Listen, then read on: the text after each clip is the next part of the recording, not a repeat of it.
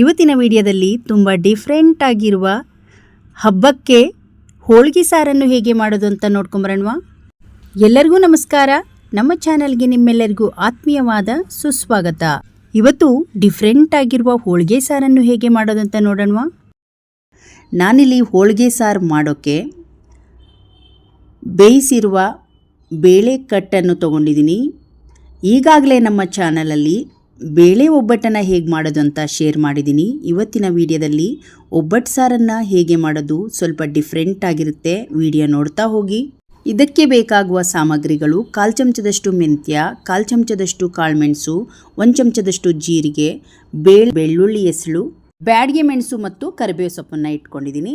ಈ ಕಡೆ ಸಾಂಬಾರ್ ಪುಡಿ 1.5 ಚಮಚ, ಸ್ವಲ್ಪ ಅರಿಶಿನ ಪುಡಿ, ಹಾಗೆ ಹುಣಸೆಹಣ್ಣನ್ನು ನೆನೆಸ್ಕೊಂಡಿದ್ದೀನಿ, 1 ಈರುಳ್ಳಿನ ಕಟ್ ಮಾಡಿದ್ದೀನಿ, 1 ಟೊಮೆಟೊ ಹಣ್ಣನ್ನು ಕಟ್ ಮಾಡಿದ್ದೀನಿ, ಸ್ವಲ್ಪ ಕರಿಬೇವು ಮತ್ತು ಕೊತ್ತಂಬರಿನ ಕಟ್ ಮಾಡಿ ಇಟ್ಕೊಂಡಿದ್ದೀನಿ. ಬನ್ನಿ ಇವಾಗ ಮಾಡುವ ವಿಧಾನ ನೋಡ್ಕೊಂಬರೋಣ. ಇಲ್ಲಿ ನಾನು ಒಂದು ಕಡಾಯಿ ಇಟ್ಕೊಂಡಿದ್ದೀನಿ. ಇದಕ್ಕೆ 1 ಚಮಚದಷ್ಟು ಎಣ್ಣೆಯನ್ನು ಹಾಕಿ ಈರುಳ್ಳಿಯನ್ನು ಚೆನ್ನಾಗಿ ಫ್ರೈ ಮಾಡ್ಕೊಳ್ಳೋಣ. ನಾವು ಈ ಒಬ್ಬಟ್ಟು ಸಾಂಬಾರು ಮಾಡುವಾಗ ಚೆನ್ನಾಗಿ ಫ್ರೈ ಮಾಡೋದ್ರಲ್ಲಿರುತ್ತೆ ರುಚಿ. ಇದು ಹಳ್ಳಿ ವಿಧಾನದಲ್ಲಿ ಮಾಡುವಂಥ ರುಚಿ. ನೋಡ್ತಾ ಹೋಗಿ, ಡಿಫ್ರೆಂಟ್ ಆಗಿರುತ್ತೆ. ಈಗ ಸ್ವಲ್ಪ ಕರಿಬೇವು ಸೊಪ್ಪು, ಬ್ಯಾಡಗೆ ಮೆಣಸನ್ನು ಕೂಡ ಹಾಕಿ ಚೆನ್ನಾಗಿ ಫ್ರೈ ಮಾಡ್ಕೊಳ್ಳೋಣ. 1-2 ನಿಮಿಷಗಳ ಕಾಲ ಇದನ್ನು ಫ್ರೈ ಮಾಡ್ಕೊಳ್ಬೇಕಾಗತ್ತೆ. ನೋಡಿ, ಈರುಳ್ಳಿ ಸ್ವಲ್ಪ ಫ್ರೈ ಆದಮೇಲೆ ನಾನು ಮೆಣಸಿನ್ಕಾಯಿ ಹಾಕ್ಕೊಂಡಿದ್ದೆ. ಈಗ ತೊಗೊಂಡಿರುವ ಕಾಳುಮೆಣಸು, ಮೆಂತ್ಯ, ಜೀರಿಗೆಯನ್ನು ಹಾಕ್ಕೊಳ್ತಾ ಇದ್ದೀನಿ. ಹಾಕಿಬಿಟ್ಟು ಮತ್ತೆ ಸ್ವಲ್ಪ ಹೊತ್ತು ಚೆನ್ನಾಗಿ ಫ್ರೈ ಮಾಡ್ಕೊಂಡಾದಮೇಲೆ ಒಂದೇ ಒಂದು ಟೊಮೊಟೊನ ಸಣ್ಣದಾಗಿ ಕಟ್ ಮಾಡಿ ಹಾಕಿದ್ದೀನಿ. ಸ್ವಲ್ಪ ಕೊತ್ತಂಬರಿ ಸೊಪ್ಪನ್ನು ಹಾಕಿ ಇದನ್ನು ಮತ್ತೆ 1 ನಿಮಿಷಗಳ ಕಾಲ ಇದನ್ನು ಫ್ರೈ ಮಾಡೋಣ. ಈಗ 1 ಚಮಚದಷ್ಟು ಮನೆಯಲ್ಲೇ ಮಾಡಿರುವ ಸಾಂಬಾರು ಪುಡಿ, ಸ್ವಲ್ಪ ಅರಿಶಿನ ಪುಡಿ, ಹಾಗೆಯೇ ನೆನೆಸಿಟ್ಟಿರುವ ಹುಣಸೆಹಣ್ಣನ್ನು ಕೂಡ ಹಾಕಿ ಚೆನ್ನಾಗಿ ಫ್ರೈ ಮಾಡ್ಕೊಂಡಿದ್ದೀನಿ. ಬೇಳೆ ಬೇಯಿಸಿರೋ ಹೂರಣನ ನೋಡಿ ಇಷ್ಟು ತೊಗೊಂಡಿದ್ದೀನಿ. ಇದನ್ನು ಕೂಡ ಹಾಕಿ ಮಿಕ್ಸ್ ಮಾಡಿಕೊಂಡು ಇದನ್ನು ಕೂಡ ಚೆನ್ನಾಗಿ ಫ್ರೈ ಮಾಡ್ಕೊಳ್ಳೋಣ. ಇಲ್ಲಿ ಒಂದು ಟಿಪ್ಸ್ ಇದೆ ನೋಡಿ. ಬೇಯಿಸಿರುವ ಕಟ್ಟನ್ನು, 1 ಬೌಲ್ ಕಟ್ಟನ್ನು ಈ ಒಂದು ಮಸಾಲೆಗೆ ಹಾಕಿ ಚೆನ್ನಾಗಿ ಫ್ರೈ ಮಾಡ್ಕೊಳ್ಳೋದ್ರಿಂದ ಒಂದು ಡಿಫ್ರೆಂಟ್ ರುಚಿ ಕೊಡುತ್ತೆ. ನಾವಿಲ್ಲಿ ಈ ಒಂದು ಸಾಂಬಾರಿಗೆ ಕಾಯನ್ನು ಹಾಕ್ತಾ ಇಲ್ಲ ನೋಡಿ. ಇಲ್ಲಿ ನೋಡ್ತಾ ಇರ್ಬೋದು ನೀವು. ಇದನ್ನು ಚೆನ್ನಾಗಿ ಫ್ರೈ ಮಾಡ್ಕೊಳ್ಬೇಕು. ಅದರಲ್ಲಿರೋ ನೀರಿನಂಶ ಡ್ರೈ ಆಗೋವರೆಗೂ ನಾವು ಇದನ್ನು ಫ್ರೈ ಮಾಡಬೇಕು. ಸಿಮ್ಮಲ್ಲಿ ಇಟ್ಕೊಳ್ಬೇಕು ಉರಿನ.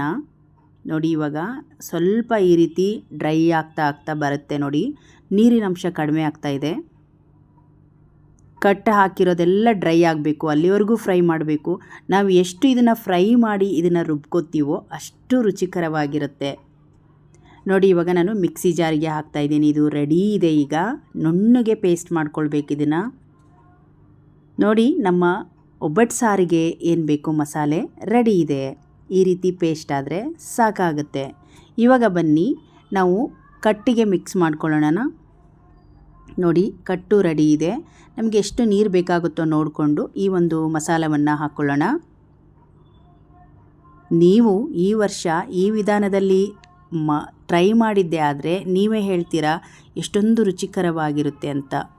ನೋಡಿ, ಇವಾಗ ನಾನು ಮಿಕ್ಸಿ ಜಾರನ್ನು ತೊಳೆದು ಕೂಡ ಇದಕ್ಕೆ ಹಾಕಿ ಮಿಕ್ಸ್ ಮಾಡ್ಕೊಳ್ಳೋಣ.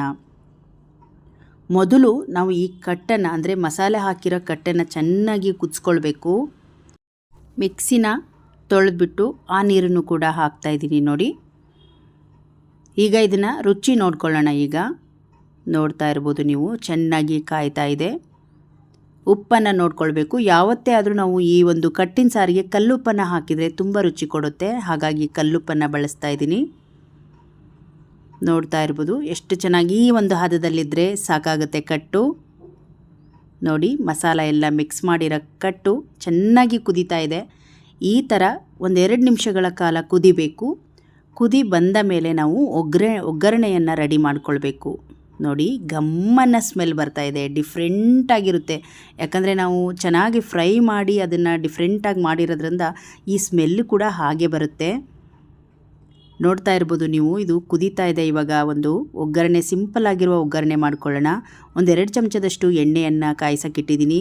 1 ಬೆಳ್ಳುಳ್ಳಿನ ಜಜ್ಜಿಬಿಟ್ಟು ಹಾಕಿ, ಜೀರಿಗೆ, ಸಾಸಿವೆಯನ್ನು ಹಾಕಿ, ಕರಿಬೇವು ಸೊಪ್ಪು ಮತ್ತು ಒಣಮೆಣಸಿನ್ಕಾಯಿ ಹಾಕಿ ಚೆನ್ನಾಗಿ ಮಿಕ್ಸ್ ಮಾಡಿ, ಸ್ವಲ್ಪ ಇಂಗನ್ನು ಕೂಡ ಹಾಕಿ ಒಗ್ಗರಣೆಯನ್ನು ರೆಡಿ ಮಾಡಿ ಈ ಕುದಿಯುತ್ತಿರುವ ಸಾಂಬಾರಿಗೆ ಹಾಕ್ಕೊಂಡ್ಬಿಡೋಣ. ನೋಡಿ, ಬಿಸಿ ಬಿಸಿಯಾಗಿರುವ ಸಾಂಬಾರ್ ಘಮಘಮಿಸುವ ಒಗ್ಗರಣೆ ಹಾಕಿದರೆ ಸಾಂಬಾರು ಮನೆಯೆಲ್ಲ ಸ್ಮೆಲ್ ಬರ್ತಾ ಇರುತ್ತೆ. ನೋಡ್ತಾ ಇರ್ಬೋದು ನೀವು, ನೋಡೋಕ್ಕೆ ಎಷ್ಟು ಚೆನ್ನಾಗಿದೆಯೋ, ಈ ಒಂದು ರುಚಿನೂ ಕೂಡ ಅಷ್ಟೇ ಚೆನ್ನಾಗಿರುತ್ತೆ. ಇವತ್ತು ತೋರಿಸಿರುವ ವಿಧಾನದಲ್ಲೇ ನೀವು ಕಟ್ಟಿನ ಸಾಂಬಾರು ಮಾಡಿಕೊಂಡ್ರೆ ನೀವೇ ಬಂದು ಮತ್ತೆ ಕಮೆಂಟ್ ಹಾಕ್ತೀರಾ. ಇವತ್ತಿನ ಹೋಳಿಗೆ ಸಾಂಬಾರು ರೆಸಿಪಿ ನಿಮಗೆ ಇಷ್ಟ ಆದರೆ ಒಂದು ಲೈಕ್ ಮಾಡಿ, ಈ ವಿಡಿಯೋವನ್ನು ಶೇರ್ ಮಾಡಿ. ಮತ್ತೆ ಇನ್ನೊಂದು ರೆಸಿಪಿಯೊಂದಿಗೆ ಸಿಗೋಣ. ಅಲ್ಲಿವರೆಗೂ ಧನ್ಯವಾದಗಳು.